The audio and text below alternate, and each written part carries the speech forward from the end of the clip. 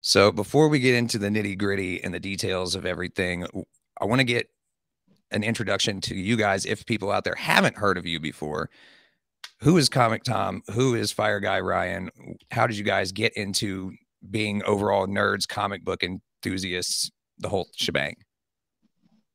Who is ComicTom? I am a person, and we make a lot of comic book themed content over on YouTube. But I've been in like a part of the comic book industry since I was a kid. You know, my dad got me into it. I grew up in New York. There was about a 3-year period where we literally lived in the back of a comic book store. There was an apartment that was connected in the back.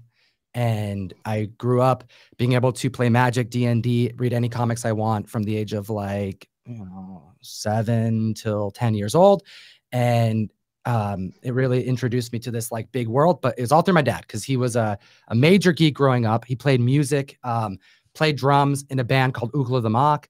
And it's known as one of the first nerd rock bands in the world. And you can check him out on Spotify. He was actually part of the band for like the first few albums, but the members are like family to me.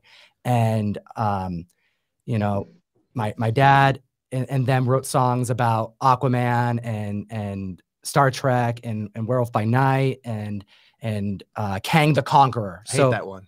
You don't like the Kang one? I hear you drove it one day when we went to a Comic-Con once, and it was stuck in my head like all weekend. I was miserable, but you know, that's how songs work. Yeah, it's like the song is literally about how everybody has been Kang the Conqueror, and it goes through all of these different people. So it's like you're timely. Well, he's Kang, you know, and it goes through all of them. So I knew this stuff when I was a kid, and I learned what adamantium was when I was like 10 years old, and I understood it, and that just clearly influenced me long term, and it's what I made most of my adult life about, whether it was like working to be able to buy comics and statues, or starting the channel so I can talk to my friends about comic books. And that's actually what bonded Ryan and I. We met in the corporate world in banking. I was his boss. I hired him.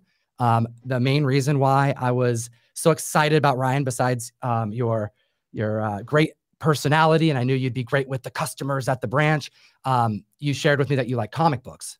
Sure, but that was probably like 5 years after I discovered comic books in college. I was much later to the game than you and to a lot of our fellow comic nerds in this community. So I have a little bit of a different story to it. But sure, yeah, that's how we met. That's how this partnership began. How did you get into comics though? Like you said, you just picked it up. What was that first thing? Roommate in college.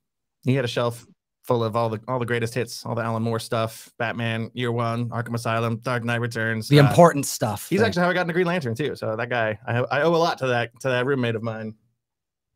So you know, we bonded as friends. I worked at a really stressful job for years. So because I was the boss, I was able to get away with shipping comics to my branch and statues, and I would routinely invite Ryan to come have very important sales meetings, in which I would go through collections I purchased from eBay to show him the new statue I got, etc. That is awesome. I probably wasn't the best employee either. But no, we've been friends ever since. I also met Heron Heavens the same way, who's on, you know, he does Whatnot with me and runs things with me over here. So those friendships lasted for a long time. And there was a point where I decided I wanted to try to give comic book dealing a shot and making content, things that I thought about for a long time. And I made one video. It was really tough. And it was so tough that I realized I need help, and especially with making sure that the scripts were right. Because at the time I was writing out the script and reading it on a teleprompter, which I don't do anymore. I did it for 2 videos. Those 2 videos. I did not like doing that. Yeah, we tried. We tried doing it. And those 2 videos, I reached out to Ryan right during that time. And I said, yo, do you remember, like, what did it sound like? I was working overnight at the hotel, and you knew I had a lot of time. I was just standing around at a computer doing not a whole lot of anything. And I could help edit this script you wrote for, I think it was a Hellboy video. Yeah. And I went through and I'd like fix some spelling and some periods and punctuation marks. I'm not really sure what I'm doing here, but here you go. This has no more typos in it for this teleprompter thing you're just going to read on camera. I didn't think I was doing a whole lot, but you roped me in. I remember being in the car asking you after you had done that, and I was really pleased because you did more than fixing grammar. I mean, you're like, yeah, maybe you say this other word. I can say a different word here. And I thought, I'll just be in the video. Like, we have an idea. So he came over, and the first video idea we had, I'm like, yo, I have this comic book. There's this comic book that Subway produced, and it stars Jared Fogle.